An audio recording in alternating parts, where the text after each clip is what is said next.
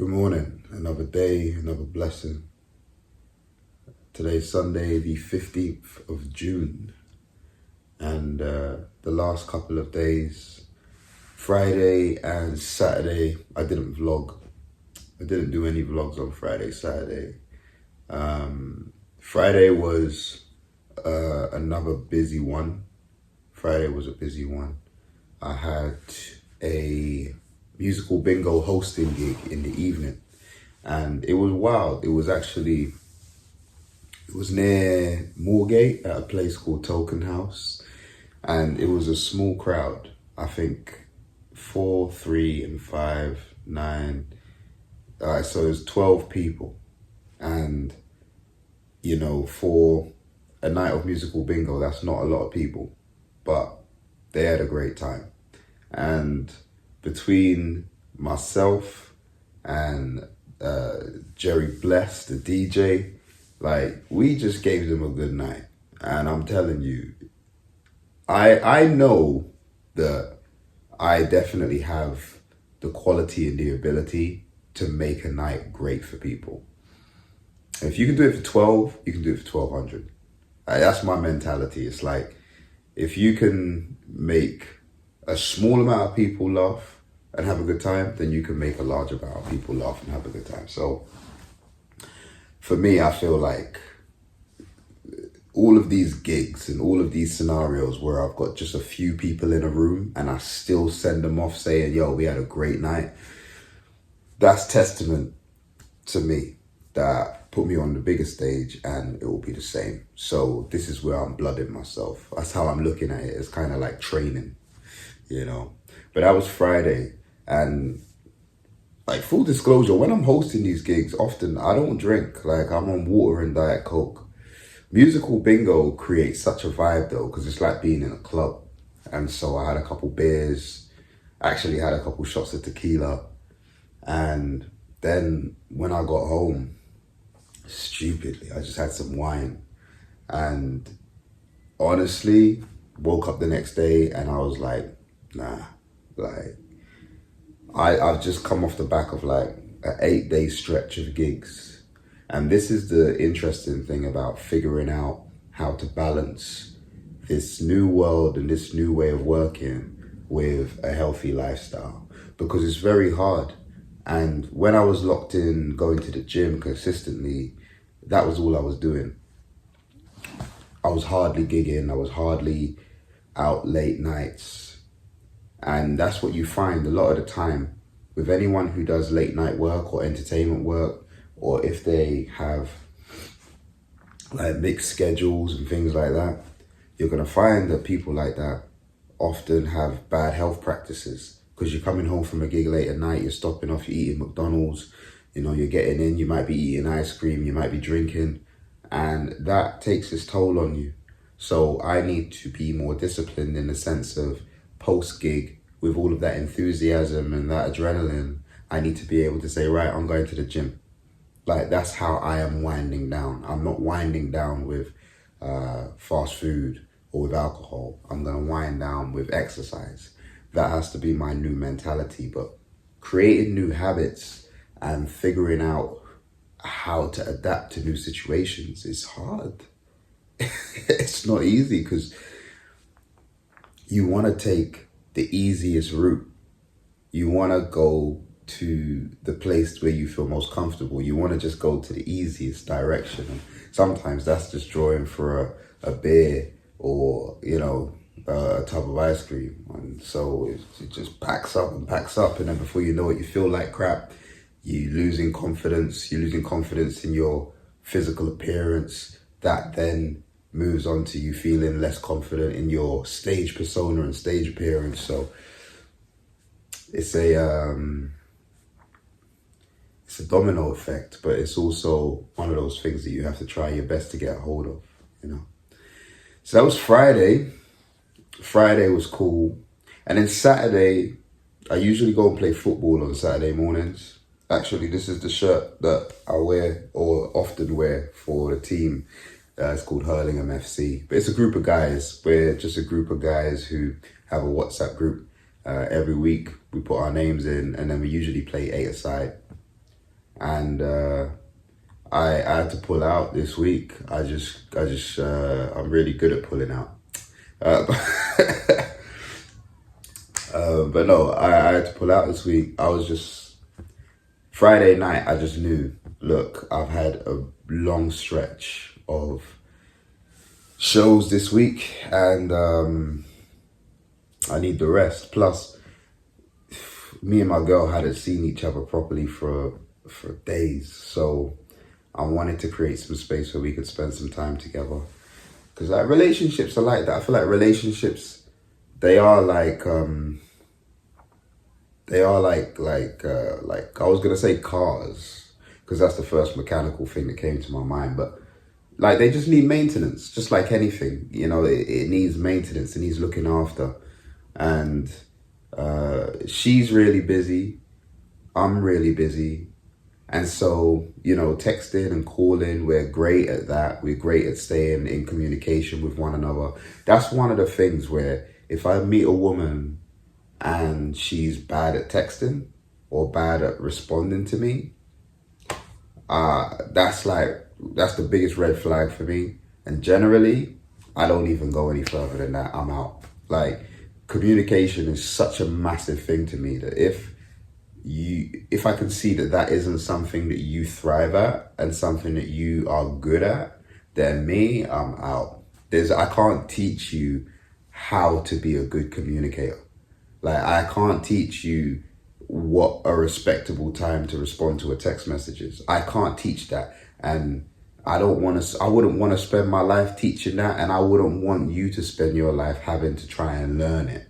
It's like some things you either just have it innate within you or you don't.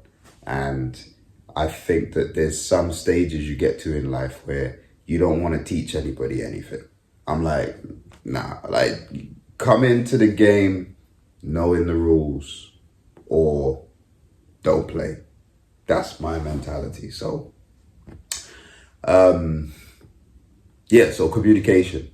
Massive for me, and she's a great communicator, so that was a big sign. So we do that. We're texting, we're calling, we're making sure we're checking in, but nothing beats a bit of like quality time spent with each other face to face. And so Saturday I was like, right, football, that can wait for another week. It's time to spend some time. And we had a lovely day. We ended up taking a really nice long walk over to Battersea Power Station. That was sweet.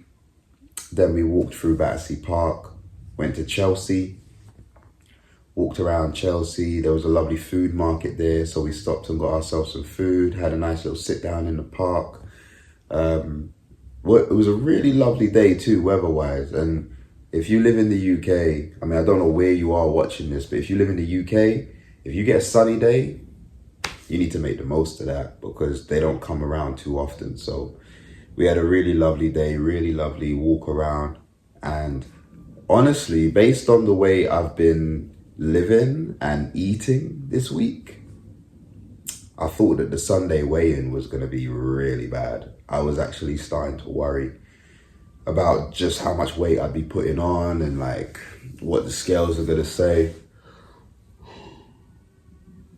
But I weighed in this morning, and I weighed in at 73.8 kilograms, which is like 0.4 above my average weight, which is not bad at all, especially based on what I've been consuming this week. Like I'm talking, not even just the alcohol, like I've been eating dairy milk chocolate with Biscoff. I've been just like putting random things together, peanut butter and maple syrup to satisfy sweet cravings. Like, every Sunday, I sit down and I write my intentions for the week.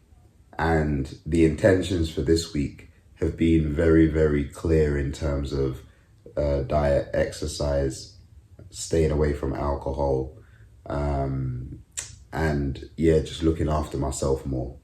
So the week coming up, I think that that's going to be a good week for me to try and get some control and reset some of the things that I've been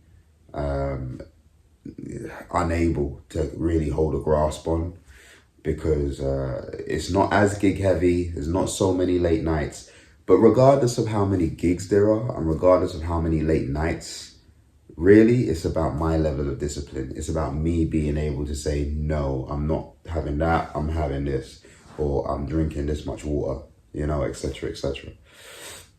So, yeah, that's what it's really going to be about. So I'll be putting together some more vlogs throughout the week, taking you on journeys with me for certain shows, certain gigs, and just sharing my thoughts and my training with you again for another week. And also, I guess it's a way to hold me accountable, because I know I'm putting these videos together. I know that I'm telling you I'm going to be getting in the gym, I'm going to be doing this, I'm going to be doing that. So if the week ends and you don't see it, then you got the right to shout me and be like, yo, Roman, what's going on? Like, you said you were going to do X, you haven't done X, what's going on? So come and talk to me, man. If you're watching this also and you feel like you ever want to send me any questions, or you want to engage with me in any way, just either comment below on the video or contact me on my socials at HardyHaHa. My socials across everything. So just drop me a DM if there's ever anything you want to know, or you know, any questions you want to ask, and I can address them on my vlog. But yeah, Sunday today, I feel like this is going to be a good day for me to initiate my reset. So as always, I'm starting with the drinks I drink in the morning. You know, and I feel like this week I really do need to work on that, because I can feel myself feeling a bit run down. Like, you could probably even hear it. Like, my voice, my throat is not what it was. It was actually going towards the end of the week, and now I can feel like it's that first stage of sickness. That's where I feel like I'm at the moment. So that's bothering me, and then I can feel like I'm a little bit weaker. So I just need to get back on my supplements, get back on my training, get back on the good eating, and turn this around. Last night I dreamt that I got a phone call from someone in the fire service, like a manager, and they were asking me like, what's going on? Like, where am I? Like as if I was late for work. And it felt like such a real dream. And in that dream, I remember trying to call a particular firefighter that I knew, who sadly took his own life. And I remember going through my phone and tapping in his name, and his name was just not coming up. It wasn't coming up. And then, like, as the dream progressed, it dawned on me, and I remembered, oh, like, I'm not a firefighter. Like, I'm not working there. Like, at first I had this fear that I hadn't turned up for work and I hadn't let anybody know, which is it's a very serious thing in the fire service. I guess it's a very serious thing in any job, but it's taken like very seriously in the fire service. So at first I had that feeling within my dream. You know, sometimes when you're dreaming, but you also, like, you can feel the emotions, like the anxiety or something, like you're actually experiencing it physiologically in the dream.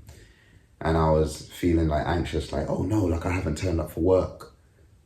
And then the second thought hit me, and I was like, oh yeah, I don't work there anymore.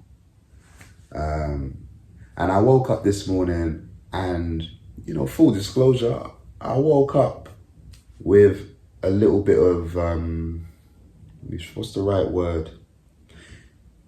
Every now and then I have those moments of feeling as though I'm lacking security. Because me leaving the fire service has been such a change in direction. It's been a massive change in direction, because once you have a job like that and you are on the path seems very clear, very direct. You do this many years, you get your pension, and you are no longer in the job. And throughout that time, you get your 20-year medal, you get increases in leave, like all of these things that I no longer have or have the prospect of. And it does feel sometimes like I'm walking a tightrope and there's no safety net. And operating in that space is something that I've never done before. It's something that I've always felt like I've had the safety net. And I think this is one occasion where I'm realizing like I have to create my own safety net. Like that's fully on me. I can't depend on the government. I can't depend on my employer. It's on me to create the life I want, and it's on me to create the safety net that I so desire. And acceptance of that and understanding of that has been very, very important for me. But every now and then, there will be those moments when I wake up and I'm like, damn, like, okay. But equally, there'll also be those other moments when I'm like, this feels right. And in the moments when I feel a little bit anxious and worried, I have to remember that there are also those good moments. And even in those good moments, when I'm feeling like this is all right, like the universe is bringing everything together and I'm on the frequency that is bringing these things into my life. Even when I'm having those moments, I have to remember there's going to be the other moments too. And I think that's how you stay measured in your approach with everything. That's how I will be able to stay measured in my approach with everything. And I promise I'm going to get this me and I thing down. Like, I'm becoming more and more conscious of it. So, yeah, listen, I hope you're all well out there. Today I'm going to catch up with a really good friend of mine. And then in the evening, I've got a gig at Schtick Comedy Club. So I'm going to go there and run some material. And that's for Sunday. Get back. Get sorted for the week ahead, which should be a good week. Got some good things happening this week coming up. Some lovely occasions with family, couple of gigs, couple of celebrations. So I think it's going to be a good week. Yes, people. Just had a lovely catch up with my mate Richard. We've known each other for like over 20 years, man. In fact, I got to start putting more years on this because I got to remember, like, we're all getting older.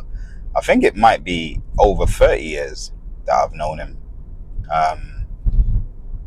We spent a nice few hours together, just catching up about life, went for a little walk, had a little bit of food. I feel like it's one of them things that we don't do often enough. I got friends of mine who live literally like round the corner and we barely ever see each other. It's just you get so carried away with life and everyone's on their respective journey and has got so much going on. But, it's like taking the time out to actually like spend time and have conversations and catch up and have a laugh is so important. It's so vital. So that was really good. You should check out some of his music. So I started out in music as a singer-songwriter. In fact, full disclosure, I started out as a rapper. Yeah, I used to rap. And I even had like a little rap group back in high school. We were called JRL. And it wasn't anything that creative. It was basically just the first letter of each of our names. So it was Jermaine, Roman, and Leon. And that became JRL. So yeah, I had a little rap group back in Guyana. And then I learned how to play guitar and I started making like songs and went more into like the singer-songwriter type vibe. So I've actually got some stuff on Spotify. If you literally just search for Roman Harris on Spotify, you'll find me. But my friend Richard, he is also a producer and spoken word artist and songwriter. And he is on Spotify also. Just search for Max Cyrus, MaxCyrus, 2 words. and you'll find some of his music on there. So now I'm just driving to my gig, Sunday Schtick, which is over the other side of London. It's going to be about an hour-long drive. And yeah, I'll be honest, I'm kind of unprepared in a sense for this gig. I haven't really done much writing over the last couple of days, so I don't really have a clear idea as to what I'm going to talk about. But you know, I got an hour before I get there, and maybe some ideas will flow in the head. And if not, then I'll go over some stuff that I've already written and just try and figure a bit more of that out on stage.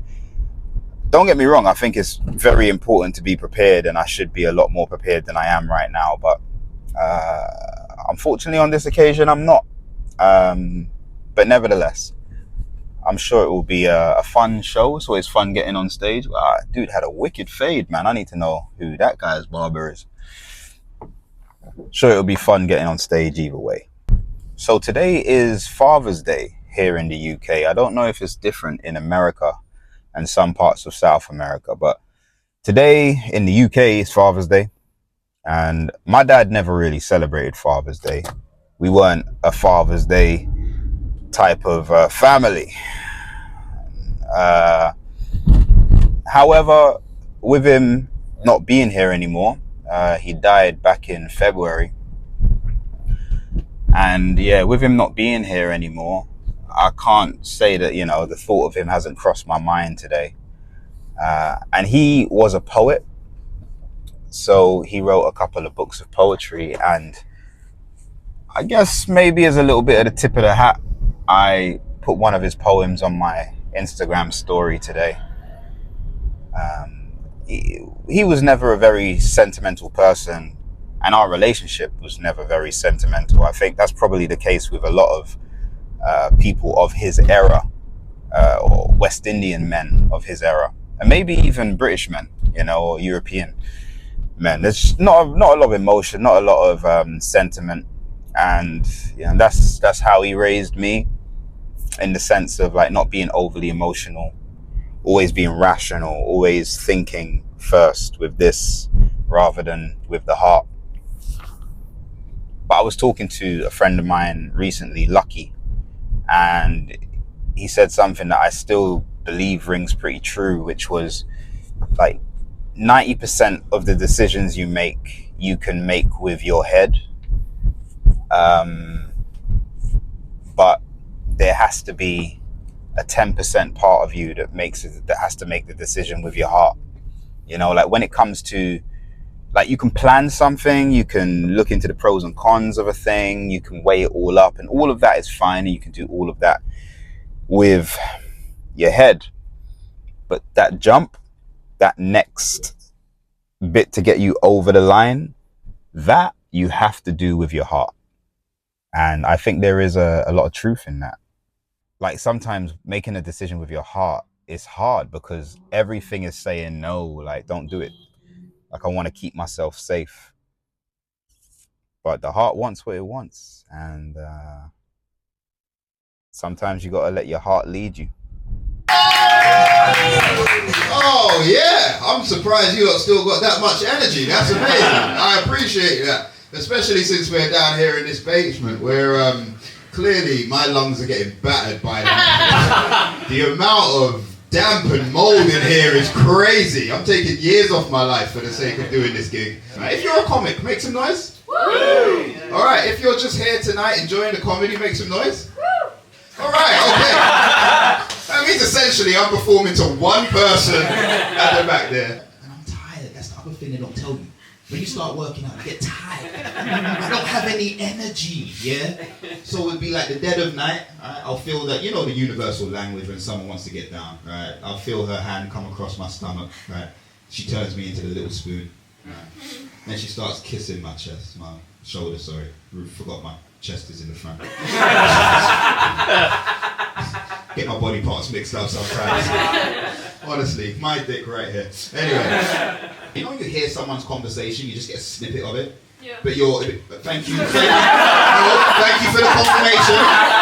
I love to feel seen and heard, and right now you are doing that for me. Thank you. No, I love it. All right. Any other input from anybody else? Just shout it out. Just help me out with this new stuff. Nah, you lot have been really fun. It's been really fun being here, man. I've been Roman Harris. Thank you so much, man. Bless you. Any feedback, give it to me after the show.